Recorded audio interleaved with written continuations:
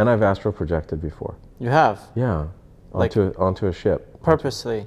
No, that would be amazing. Have you ever had any superstitious events happen to you that basically made you believe more or made you more set on you're on the right track into understanding what life is? Yeah, but I don't think I recognized them at the time.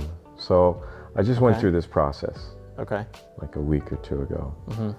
And in the reincarnation thought, there's the idea that you choose your parents, that you choose who you're born into.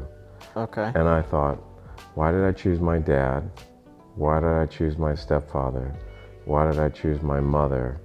Why my stepmother? Chaos. I didn't have an answer for all those things. However, when I thought about it, I thought, okay, my mom and dad, this is just me scrapping at things, like trying to, like, it's not a spiritual understanding. I'm trying to connect dots is where it starts. I'll get to the spiritual entertainment stuff in a minute. I understand. So my mom and dad get married.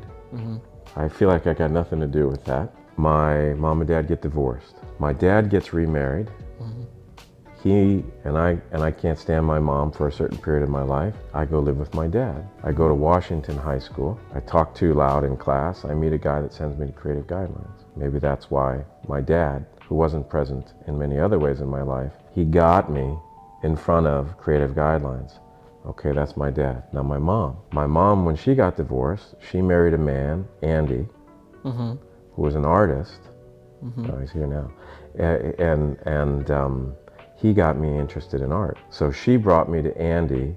He brought me to art. I'm thinking it's not just about, there's a further game plan in it. For me, that aligned in a great way. And Andy also was a father figure to me in different ways, more of a kind of a spiritual teacher by example that my father was not. Now, my father provided many other things for me than what I just outlined. But when I was trying to go back from, like, what's the spiritual reason that my mom and dad got together? They had their own karma, well, okay, but structurally, how is my life different because I chose them as parents? I was not going to get into art, right?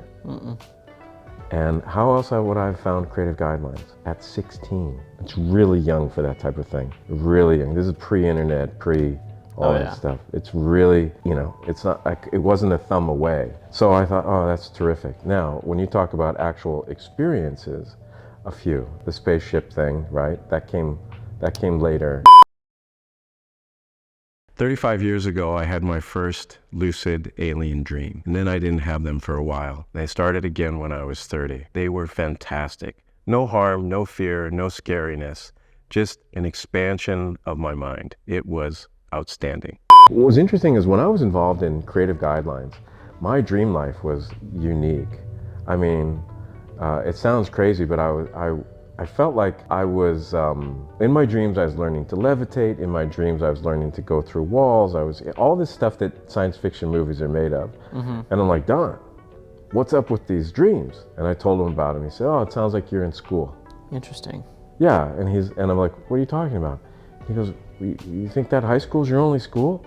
He's like, you go into school after you go to sleep also, all of us do. He says, we just rest from our bodies at sleep, but we're doing other things. I know I'd never heard anything like that, but I was having some pretty out there dreams that really I woke up and it was spectacular. Some other things that came up, you heard the out-of-body experience story with Africa. Yeah. Yeah, that was... You were sick, right? I was sick, yeah. Got kicked out of my body, yeah. But it got to the point where there was literally some sort of dialogue or communication conveyed that says, it's not your time. You need to go back to your body. I don't want to go back. This is fantastic. I wasn't feeling good. I went to bed, and that night I had this dream where I was in bed and I came up out of my body through my solar plexus. And it was like this lights and illuminations. I'm dying. This is the death experience. I was so happy to be out of my sick body. I was just like, wow. And then there was this journey. I'm meeting people in my life and this and that. And John Denver is my spirit guide in this moment. I can't believe this is happening. But it got to the point where there was literally some sort of dialogue or communication conveyed that says, it's not your time. You need to go back to your body. I don't want to go back. This is fantastic. And I'm back, and I just sat up in bed. I was like, I don't feel good. The next morning I told my mom I had this crazy dream, but I just don't feel good. Yeah.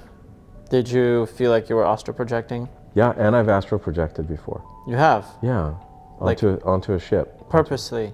No, that would be amazing. Well, oh yeah. Well, it was No. also a dream, right? So, right, but from the metaphysical perspective, we all are astral projecting. I've astral projected in my dreams too. Like Yeah. I've flown in my dreams, you know. So, I felt like I was dead, but I was not. Like I saw my body being dead, but I was floating around. know? that's yeah, I would say that most people have astral projected, whether you remember it or not, or identified as astral projection is another can of Yeah. something. But I don't know if I answered it well. I'm saying that the things that were spiritual defining for me weren't like a magic show that happened in front of me. They were me now looking back at what was a critical synchronicity that I could have gone left and it would have been, I don't know what it would have been, but I didn't. But you didn't. But I didn't. And everything happens for a reason, right? Yeah, I believe Do you so. believe that? Yeah. Yeah.